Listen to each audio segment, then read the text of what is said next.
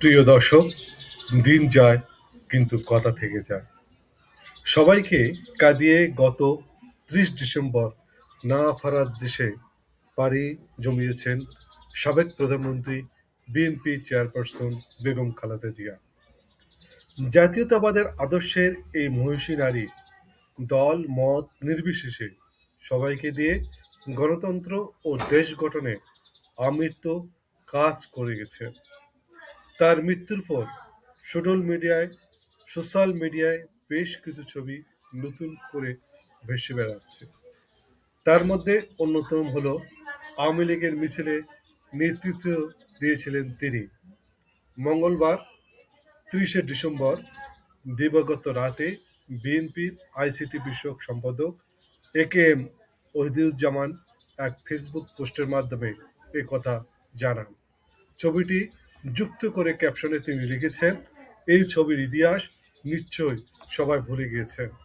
AKM Ohiduzzaman আরও লিখেছেন, এরশাদের স্বৈরশাসন ১৯৮৮ সালের ২৪শে জানুয়ারি চট্টগ্রামের লালদিঘি ময়দানে জনসভায় যোগ দিতে যাওয়ার সময় শেখ হাসিনার গাড়িবহরে পুলিশের গুলিতে নিহত হয়েছিলেন সরকারি হিসেবে ৯ জন, বেসরকারি হিসেবে ২৪ জন, আওয়ামী লীগের ওয়েব পেজের হিসেবে ৮০ জন।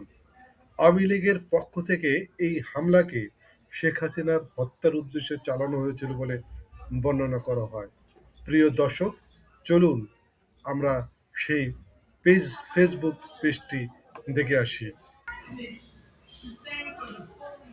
বিএনপির আইসিটি সম্পাদক বলেছেন, যেদিন আওয়ামী লীগের মিছিলে নেতৃত্ব দিয়েছিলেন বেগম খালেদা জিয়া, ১২ ঘণ্টা আগে তিনি বলেছিলেন, এই ছবির ইতিহাস নিশ্চয় সবাই ভুলে গেছে।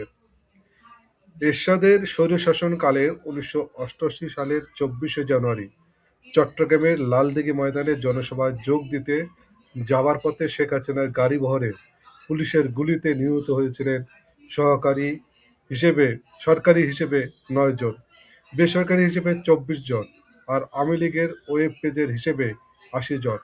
আওয়ামী লীগের পক্ষ থেকে এই মামলাকে শেখ হাসিনাকে হত্যার উদ্দেশ্যে চালানো হয়েছিল বলে বর্ণনা করা হয়। এই হামলার প্রতিবাদে ঢাকায় শহীদ মিনারে আওয়ামী লীগ ও তৎকালীন ৮ দলীয় জোটের পক্ষ থেকে ২৬ জানুয়ারি একটি বিক্ষোভ সমাবেশের ডাক দেওয়া হয়েছিল।